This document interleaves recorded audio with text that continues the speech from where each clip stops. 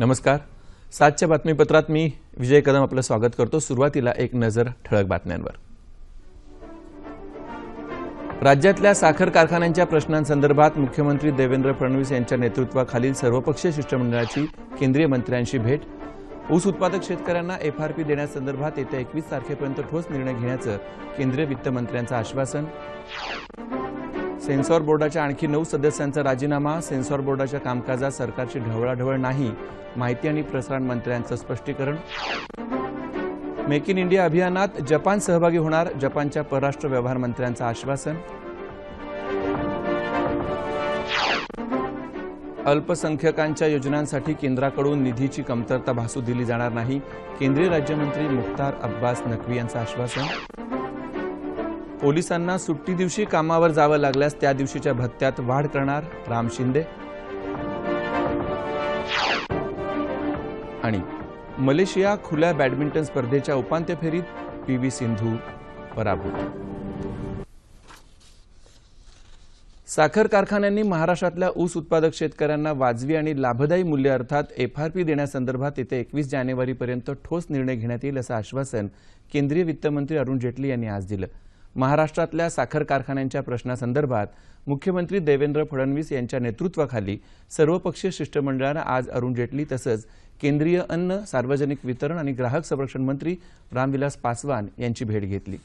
या सर्वपक्षीय शिष्टमंडळानं अरुण जेटली यांना मागण्यांचं निवेदन सादर केलं. वाजवी आणि लाभदायी मूल्याबद्दल येत्या 21 जानेवारीपूर्वी निर्णय घेण्याचं तसंच महाराष्ट्रातील साखर कारखानदारीचे प्रश्न सोडवण्यासंदर्भात योग्य निर्णय घेण्याचं आश्वासन जेटली यांनी दिल्याची माहिती केंद्रीय ग्राहक संरक्षण राज्यमंत्री रावसाहेब दानवे आणि राज्याचे सहकार मंत्री चंद्रकांत पाटील यांनी नवी दिल्लीत एका पत्रकार परिषदेत दिली. भाव आणि उत्पादन खर्चात तफावत आहे, त्यामुळे कारखान्यांच्या कर्जाची पुनर्रचना करावी तसंच इतर मागण्या यावेळी शिष्टमंडळानं केंद्र शासनाकडे केल्या. साखर कारखानदारीचे प्रश्न सोडवण्यासाठी राज्य शासन प्रयत्नशील असल्याचं चंद्रकांत पाटील यांनी सांगितलं. या शिष्टमंडळात केंद्रीय ग्राहक संरक्षण राज्यमंत्री रावसाहेब दानवे, सार्वजनिक बांधकाम मंत्री एकनाथ शिंदे, साखर संघाचे अध्यक्ष खासदार विजयसिंह मोहिते पाटील, विधानसभेतील विरोधी पक्षनेते राधाकृष्ण विखे पाटील, विधान परिषदेतले विरोधी पक्षनेते धनंजय मुंडे, खासदार राजू शेट्टी, खासदार संजय काका पाटील, खासदार श्रीकांत शिंदे आदींचा समावेश होता. आजच्या बैठकीविषयी रावसाहेब दानवे आणि स्वाभिमानी शेतकरी संघटनेचे अध्यक्ष खासदार राजू शेट्टी यांनी दूरध्वनीवरून दूरदर्शनला माहिती दिली आहे.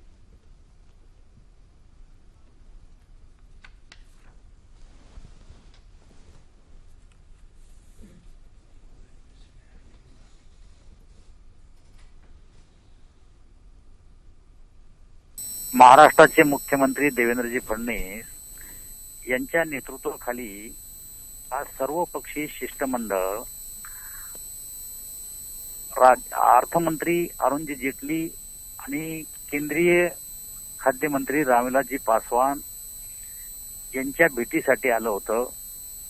या शिष्टमंडळाचं नेतृत्व माननीय मुख्यमंत्री देवेंद्रजी फडणवीस यांनी केलं.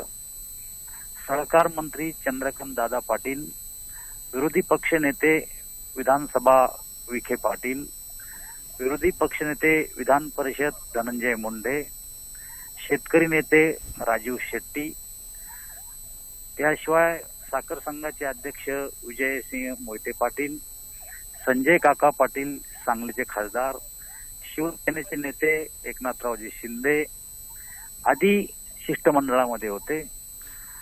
महाराष्ट्राच्या ऊसाच्या संदर्भात चर्चा झाली. साखर कारखाने अडचणीत आहेत. एफआरपी देण्यासाठी साखर कारखान्यापुढे अडचणी आहेत. यासाठी आम्ही काही मागण्या ज्या केंद्र सरकारकडे केल्या त्यामध्ये साखर एक्सपोर्ट करावी, रॉ शुगर एक्सपोर्ट करावी, यासाठी आम्ही प्रत्येक टनाला 5,000 रुपये सबसिडी द्यावी अशा प्रकारची एक मागणी केली. शिवाय 50 lakh metric ton buffer stock साखरेचा करावा आणि त्यावर व्याज हे शुगर डेव्हलपमेंट फंडातून केंद्र सरकारनं द्यावं अशा प्रकारची मागणी सुद्धा आम्ही केलेली आहे. याशिवाय इथेनॉल ब्लेंडिंग वगैरे हे विषय आजच्या शिष्टमंडळाने अर्थमंत्र्याकडे मांडले आणि पॉझिटिव्ह चर्चा झाली आणि येत्या काही दिवसात यावर निर्णय केला जाईल असं आश्वासन, ठोस आश्वासन आम्हाला आज दिलेलं आहे. आज आम्ही सर्व पक्ष शिष्टमंडळ घेऊन गेलो होतो. त्याच्यामध्ये खरं तर साखर उद्योगाला काही दिलासा देणाऱ्या धोरणं जर राबवली सरकारनं तर साखर कारखाने पैसे आले तर त्या रोजगाराच्या रूपाने शेतकऱ्यांना मिळतील आणि मग सर्व पक्ष शिष्टमंडळांनी घेऊन गेलेलो होतो. पहिला मुद्दा असा आहे की देशामध्ये आज गरजेपेक्षा जास्त साखरेचं उत्पादन होईल अशी लक्षणं दिसत आहेत.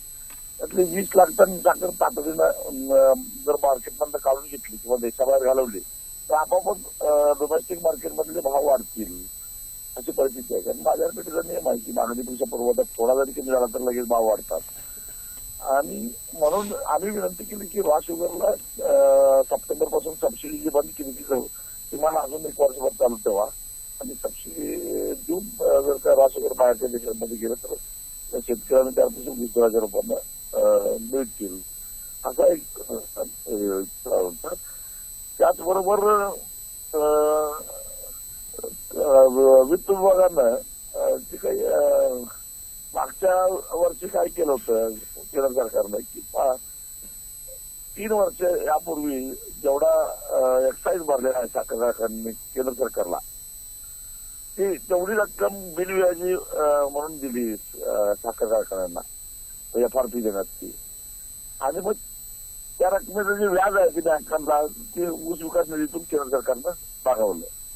आता यावर्षी अजून 2 वर्षाचं व्याज द्या आणि त्याला मुदत वाढवून द्या गेल्या वर्षी दिलेल्या पैशाला असं एक मागणं होतं. किमान तरी तातडीने याचे निर्णय जरी झाले तरी शेतकऱ्याचे भाव स्थिर राहतील पडणार नाहीत आणि मग शेतकऱ्यांना ऊसाचा FRP देता येईल कारखान्यांना. त्याच्यामध्ये तोडगा निघाला नाही तर कसं आहे की हा निर्णय तर आम्हाला अर्थमंत्र्यांनी 2 दिवस ते 21 तारखेला देशाबाहेर जाणार आहे त्याच्या आधी निर्णय घेऊन जातो असं सांगितलं त्यांनी. चित्रपट सेन्सॉर बोर्डाच्या कारभारात सरकार ढवळाढवळ करत असल्याचा आरोप केंद्रीय माहिती आणि प्रसारण मंत्री अरुण जेटली यांनी फेटाळून लावलाय. सेन्सॉर बोर्डाच्या आणखी 9 सदस्यांनी राजीनामे दिल्याच्या पार्श्वभूमीवर ते आज नवी दिल्लीत बोलत होते.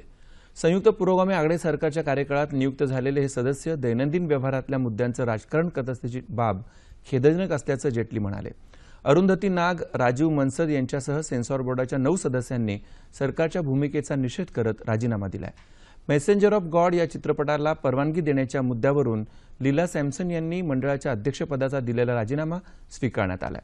वारंवार शिफारशी करून माहिती प्रसारण मंत्रालयाच्या वरिष्ठ अधिकारी आणि सचिवांबरोबर अनेक बैठका घेऊन एकही सकारात्मक पाऊल उचललं नसल्याचं या 9 सदस्यांचं म्हणणं आहे.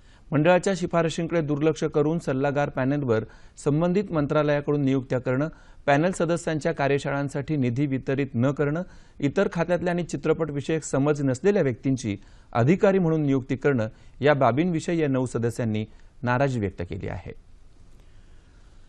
मेक इन इंडिया अभियानात जपान भरीव योगदान देईल असं आश्वासन भारत दौऱ्यावर असलेले जपानचे परराष्ट्र व्यवहार मंत्री फुमियो किशिदा यांनी दिलंय. संयुक्त राष्ट्रसंघाच्या सुरक्षा परिषदेचे कायमस्वरूपी सदस्य म्हणून जबाबदारी स्वीकारण्यासाठी भारत आणि जपान सक्षम आहेत असं सांगून आंतरराष्ट्रीय समुदायाकडून पाठिंबा मिळवण्यासाठी या दोन्ही देशांसह G4 देशांनी एकत्रित प्रयत्न करण्याची गरज त्यांनी व्यक्त केली. भारत जपान या दोन्ही देशातल्या संबंधांमुळे इंडो पॅसिफिक क्षेत्र हे जागतिक भरभराटीचं केंद्र ठरेल असा विश्वासही किशिदा यांनी व्यक्त केला. देशात भाजपचा पाया विस्तारला जाईल आणि 2019च्या सार्वत्रिक निवडणुकांपूर्वी किमान 20 राज्यांमध्ये भाजपचा मुख्यमंत्री असेल असा विश्वास केंद्रीय मंत्री प्रकाश जावडेकर यांनी व्यक्त केलाय. लोकांनी भाजपला कौल दिला असल्याचं केंद्रीय पर्यावरण मंत्री जावडेकर यांनी आज जयपूर इथं बोलताना सांगितलं. आगामी दिल्ली विधानसभा निवडणुकीत भाजपला पूर्ण बहुमत मिळेल आणि भाजपा दिल्लीत स्थिर सरकार स्थापन करेल असंही जावडेकर म्हणाले. किरण बेदी भाजपात आल्याचं स्वागत करत असून दिल्लीतील भावी मुख्यमंत्र्यांबाबत पक्ष नेतृत्वच निर्णय घेईल असंही जावडेकर म्हणाले. महागाई नियंत्रणात आणणं हे केंद्राचं मोठं यश असल्याचं ते म्हणाले. इंधन दरातील कपात जनतेसाठी मोठा दिलासा असल्याचंही ते म्हणाले. वर्ष 2014 साठीच्या राष्ट्रीय शौर्य पुरस्कारांकरता 8 मुली आणि 16 मुलं अशी एकूण 24 जणांची निवड करण्यात आली आहे. यापैकी 4 पुरस्कार मरणोत्तर देण्यात येणार आहेत. ॲसिड हल्ल्याच्या वेळी हल्लेखोराचा धैर्यानं सामना करणाऱ्या उत्तर प्रदेशातील 16.5 वर्षांच्या रेशम फातमाला मानाचा भारत पुरस्कार देण्यात येणार आहे. अपहरणकर्त्यांच्या तावडीतून मैत्रिणीची सुटका करण्यात असामान्य धैर्य दाखवणाऱ्या आसामच्या 13.5 वर्षांच्या गुंजन शर्माला गीता चोप्रा पुरस्कारानं गौरवण्यात येईल, तर सोनसाखळी चोरांना धैर्यानं तोंड देणाऱ्या उत्तर प्रदेशातल्या 16.5 वर्षांच्या देवेश कुमारला संजय चोप्रा पुरस्कारानं सन्मानित करण्यात येईल। शौर्य पुरस्कार विजेत्यांमध्ये महाराष्ट्राच्या अश्विनी बंडू उघाडेचाही समावेश आहे। येत्या 24 तारखेला पंतप्रधान नरेंद्र मोदी यांच्या हस्ते या पुरस्कारांचं वितरण होईल। अल्पसंख्याक समाजाच्या सर्वांगीण विकासाच्या योजनांसाठी महाराष्ट्र सरकारनं सुरू केलेल्या योजनांना केंद्र सरकारकडून निधीची कमतरता भासू दिली जाणार नाही असं आश्वासन केंद्रीय अल्पसंख्याक विकास राज्यमंत्री मुख्तार अब्बास नक्वी यांनी आज दिलं। मुंबईत अल्पसंख्याक विभागाच्या विकास योजनांची आढावा बैठक झाली, त्यावेळी नक्वी बोलत होते। राज्याचे अल्पसंख्याक विकास मंत्री एकनाथ खडसे, अल्पसंख्याक आयोगाचे अध्यक्ष मोहम्मद हुसेन, विभागाच्या प्रधान सचिव जयश्री मुखर्जी, भाजपचे प्रवक्ता माधव भंडारी आदी या बैठकीला उपस्थित होते। अल्पसंख्याक समाजाच्या सर्वांगीण विकास आणि सक्षमीकरणासाठी सर्व राज्यांशी समन्वय साधून केंद्राकडून आवश्यक ते सहकार्य करण्यात येईल असं नक्वी यांनी सांगितलं। मौलाना आझाद आर्थिक विकास महामंडळासाठी राज्य सरकारकडून 100 कोटी रुपयांची हमी देण्यात आल्याचं एकनाथ खडसे यांनी सांगितलं। अल्पसंख्याक समाजातल्या मुली शिक्षणापासून वंचित राहू नयेत यासाठी तालुका आणि जिल्हा पातळीवर वसतिगृह बांधण्यात येत असल्याचंही खडसे यांनी सांगितलं। कायदा आणि सुव्यवस्था राखण्याचं महत्त्वाचं काम पोलिसांना करावं लागतं। अनेकदा सुट्टीच्या दिवशी कर्तव्य बजावणाऱ्या पोलिसांच्या भत्त्यात वाढ करण्याचा निर्णय घेण्यात आला असून आता हा भत्ता त्या दिवसाच्या नियमित पगाराएवढा देण्यात येईल असं गृहराज्यमंत्री राम शिंदे यांनी सांगितलं। धुळे जिल्ह्यातल्या शिंदखेडा इथं पोलीस ठाण्याच्या नव्या इमारतीचा लोकार्पण सोहळा आज शिंदे यांच्या हस्ते झाला, त्यावेळी ते बोलत होते। पोलीस कर्मचारी हा दुर्लक्षित घटक असून या घटकाच्या समस्या सोडवण्यासाठी सरकार सर्व ते प्रयत्न करणार असल्याचं गृहराज्यमंत्री राम शिंदे म्हणाले। राज्यातल्या महिलांच्या सुरक्षेबाबत त्यांनी पत्रकारांना अधिक माहिती दिली।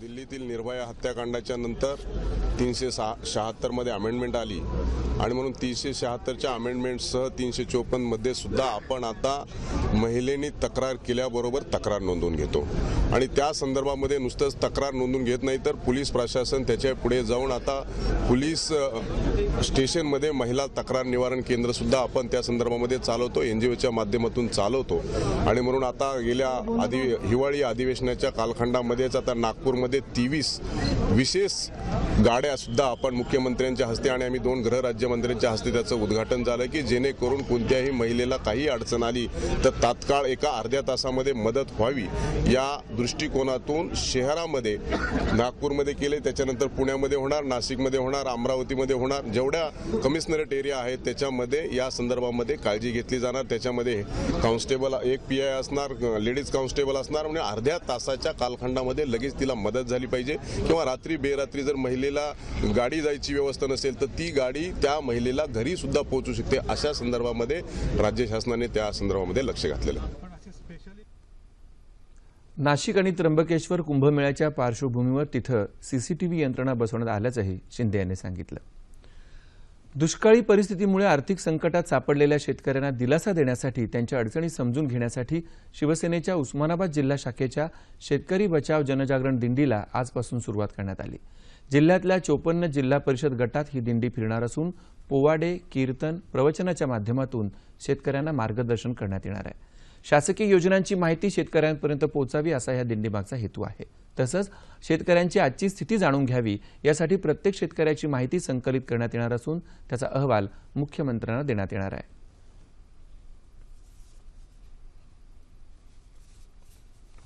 येणाऱ्या 5 ते 6 महिन्यामध्ये जो खरा लाभधारक आहे, ज्याला खरा लाभ मिळाला पाहिजे शासनाच्या मोफत योजनेचा, तो लाभ त्यांच्यापर्यंत पोहोचवण्याचं काम शिवसेनेचे आमचे शाखा प्रमुखापासून विभाग प्रमुखापासून आमचे तालुका प्रमुख, आमचे पदाधिकारी यांच्या माध्यमातून त्या खऱ्या लाभधारकाला लाभ जर दिला तर याच्यामधल्या आत्महत्या थांबण्याचं बऱ्यापैकी त्याला बळ मिळेल असं मला वाटतंय आणि त्याच्यामुळं आम्ही ही खरी दिंडी काढलेली आहे।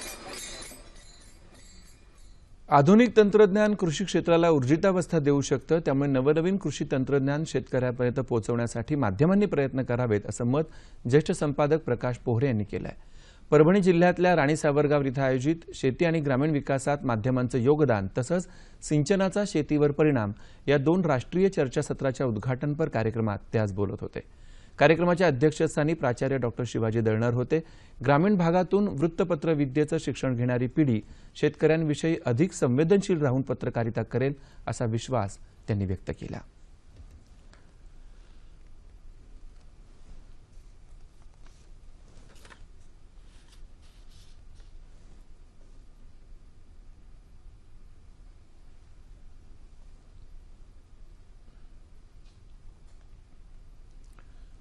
गेल्या 3 वर्षांपासून राज्यात दुष्काळाचं सावट असून विदर्भ आणि मराठवाड्यात शेतकरी आता आत्महत्येचा मार्ग स्वीकारतो आहे, तेव्हा शासनानं त्वरेनं मदत करावी, अन्यथा आम्ही रस्त्यावर उतरू असा इशारा माजी मुख्यमंत्री पृथ्वीराज चव्हाण यांनी दिलाय। विविध शासकीय यंत्रणांना सोबत घेऊन त्याला लोकसहभागाची जोड देत गावच्या सर्वांगीण विकासासाठी चिखलीचे आमदार राहुल बोंद्रे यांनी 22 गावं दत्तक घेतली असून या गावांमध्ये ते ग्रामसंजीवनी प्रकल्पांतर्गत काम करणार आहेत। त्या कामांचा शुभारंभ माजी मुख्यमंत्री पृथ्वीराज चव्हाण यांच्या हस्ते झाला, त्यावेळी ते बोलत होते।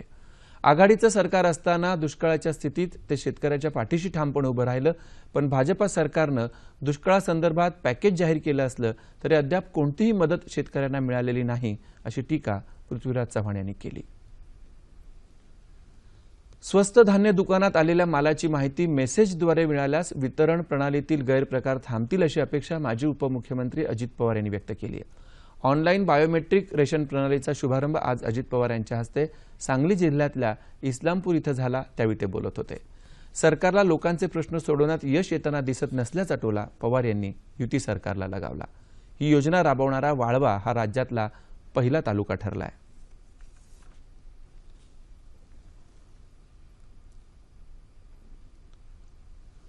अहमदनगर जिल्ह्याचं विभाजन करून श्रीरामपूर जिल्ह्याची निर्मिती करावी या मागणीसाठी श्रीरामपूर जिल्हा कृती समितीनं आज सर्वपक्षीय बंद पुकारलाय। या संदर्भात कृती समितीनं मुख्यमंत्री देवेंद्र फडणवीस यांची भेट घेतली असून त्यांना 1 लाख सह्यांचं निवेदन दिले जाणार आहे। नगर रचनेच्या दृष्टीनं श्रीरामपूर सुनियोजित शहर असल्यामुळे कमी खर्चात जिल्हा निर्मिती होऊ शकते, असं नागरिकांचं म्हणणं आहे।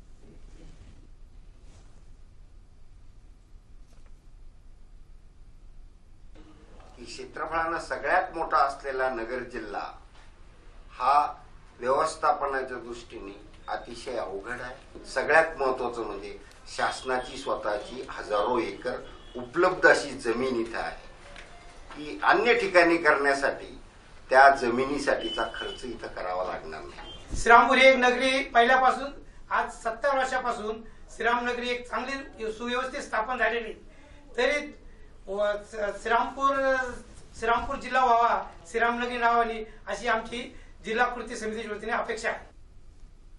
आजच्या बंदला व्यापाऱ्यांसह विविध सामाजिक, राजकीय आणि व्यावसायिक संस्थांनीही पाठिंबा दिला आहे।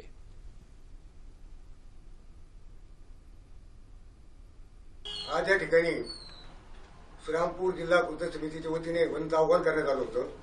त्या आवाहनाला अत्यंत चांगला प्रतिसाद सर्वपक्षीय, सर्व नागरिक, सर्व व्यापारी यांनी दिलेला आहे। आणि श्रीरामपूर जिल्हा का व्हावा, का करावा, तर जे जे जिल्ह्यासाठी पाहिजे ते या ठिकाणी उपलब्ध आहे।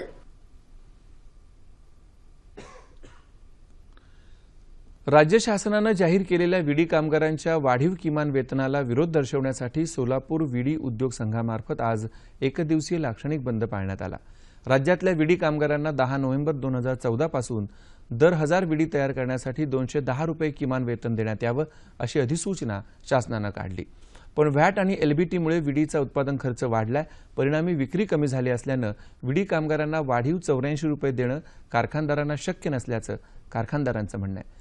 जिथं आज विडी कामगारांना दिला जाणारा 126 रुपये दर देणंही शक्य नाही, तिथं वाढीव 210 रुपये कसे देणार असा सवाल करत राज्य शासनानं जाहीर केलेला अधिनियम मागे घ्यावा अशी मागणी कारखानदार बाळासाहेब जगदाळे यांनी केली।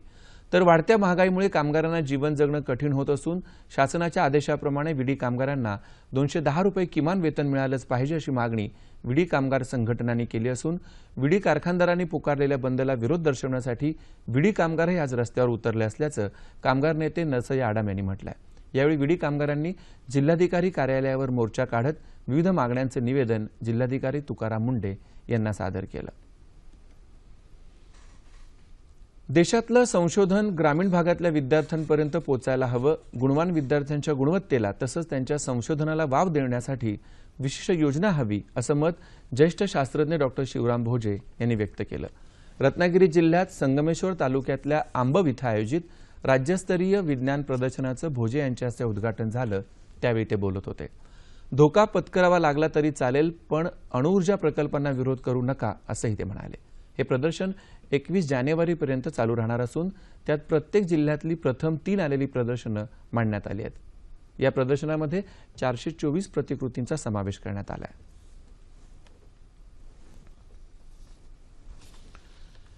ज्येष्ठ रंगकर्मी पुंडलिक वेर्णेकर यांचं आज वार्धक्यानं निधन झालं. ते 102 वर्षांचे होते. शाकुंतल, एकच प्याला, मानापमान, संगीत सौभद्र अशा अनेक नाटकांमधून वेर्णेकर यांनी भूमिका साकारल्या. बालगंधर्वांचे सहकारी म्हणून अनेकदा त्यांनी रंगभूमीवर काम केलं. वेर्णेकर यांच्या रंगभूमीवरल्या योगदानाबद्दल अखिल भारतीय नाट्य परिषदेच्या वतीनं विशेष गौरव करण्यात आला होता. महाड इथल्या स्मशानभूमीत त्यांच्या पार्थिवावर अंत्यसंस्कार करण्यात आले. चीनमधल्या यांगत्से नदीत आज एक बोट उलटून 22 जण ठार झाले असून मृतांमध्ये एका भारतीयाचा समावेश आहे. पाण्यात बुडालेली बोट आज बाहेर काढल्यानंतर हे मृतदेह सापडल्याचं जाहीर करण्यात आलं. 25 प्रवासी असलेली टगबोट काल उलटली होती. या बोटीत असलेले 8ही परदेशी नागरिक या दुर्घटनेत मृत्युमुखी पडले. या बोटीतील केवळ 3घांना वाचवण्यात यश आलं. संगीत क्षेत्रात गुरु शिष्य परंपरेला अनन्यसाधारण महत्त्व असून कालौघात ही परंपरा लोप पावत असल्याची खंत प्रसार भारतीचे मुख्य कार्यकारी अधिकारी जवाहर सरकार यांनी व्यक्त केली. ITC संगीत रिसर्च अकॅडमी आणि NCPA यांच्या वतीनं मुंबईत आज सतार आणि सतार वादनातील घराणी या विषयावर कार्यशाळेचं आयोजन करण्यात आलं होतं. त्या कार्यशाळेचं उद्घाटन जवाहर सरकार यांच्या हस्ते झालं तेव्हा ते बोलत होते. गुरुशिष्य परंपरेनं आधुनिक काळाशी जुळवून घेण्याची गरज असल्याचं सरकार यावेळी म्हणाले. उस्ताद झाकीर हुसेन यावेळी प्रमुख पाहुणे म्हणून उपस्थित होते. या कार्यशाळेत विविध घराण्यांविषयी मान्यवरांनी उपस्थितांना माहिती दिली. भारताच्या PV सिंधूला मलेशिया खुल्या बॅडमिंटन स्पर्धेच्या उपांत्य फेरीत पराभवाचा धक्का बसला. जपानच्या नोझोमी ओकुहारानं द्वितीय मानांकित सिंधूचा 19-21, 21-13, 21-8 असा पराभव केला. पुरुष गटात भारताचा अजय जयरामही उपांत्य फेरीत पोहोचला असून त्याचा सामना कोरियाच्या जिऑन हायोक जिन याच्याशी होणार आहे. हवामान. राज्यात विदर्भाच्या काही भागात काल थंडीची लाट होती. अहमदनगर इथं काल 6.9 अंश सेल्सिअस इतकं सर्वात कमी तापमान नोंदवलं गेलं. येत्या 36 तासात विदर्भात तुरळक ठिकाणी थंडीची लाट कायम राहण्याची शक्यता हवामान विभागानं वर्तवली आहे. या काळात राज्याच्या उर्वरित भागात हवामान कोरडं राहील. तापमान अंश सेल्सिअसमध्ये मुंबई कमाल 31, किमान 15, नागपूर 27 आणि 9, पुणे 29 आणि 10, औरंगाबाद 28 आणि 11, नाशिक 28 आणि 9, कोल्हापूर 29 आणि 14, रत्नागिरी 34 आणि 16, सोलापूर 31 आणि 13 आणि अमरावती 28 आणि 14 अंश सेल्सिअस. शेवटी पुन्हा एकदा ठळक बातम्या. राज्यातल्या साखर कारखान्यांच्या प्रश्नांसंदर्भात मुख्यमंत्री देवेंद्र फडणवीस यांच्या नेतृत्वाखालील सर्वपक्षीय शिष्टमंडळाची केंद्रीय मंत्र्यांशी भेट. ऊस उत्पादक शेतकऱ्यांना FRP देण्यासंदर्भात येत्या 21 तारखेपर्यंत ठोस निर्णय घेण्याचं केंद्रीय वित्तमंत्र्यांचं आश्वासन. सेन्सॉर बोर्डाच्या आणखी 9 सदस्यांचा राजीनामा. सेन्सॉर बोर्डाच्या कामकाजात सरकारची ढवळाढवळ नाही, माहिती आणि प्रसारण मंत्र्यांचं स्पष्टीकरण.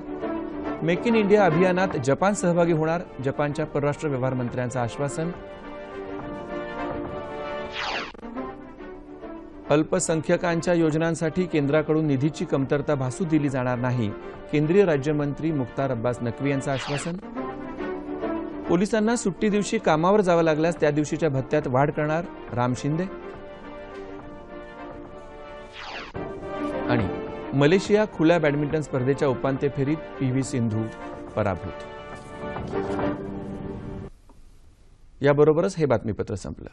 सार्वजनिक आरोग्य सेवेचा दर्जा सुधारून ती अधिक लोकाभिमुख व्हावी यासाठी केंद्र सरकारनं नव्या आरोग्य धोरणाचा आराखडा तज्ज्ञांच्या अभिप्रायासाठी खुला केलाय. या पार्श्वभूमीवर सार्वजनिक आरोग्य सेवेची सद्यस्थिती आणि ती अधिक सक्षम करण्यासाठी आवश्यक प्रयत्नांची दिशा याविषयी चर्चा करण्यासाठी महाराष्ट्र असोसिएशन ऑफ फिजिशियन्सचे सरचिटणीस डॉक्टर गिरीश राजाध्यक्ष आज 9:30च्या बातम्यांमध्ये येत आहेत. तेव्हा पुन्हा भेटूया रात्री 9:30 वाजता सह्याद्री वाहिनीवर. नमस्कार.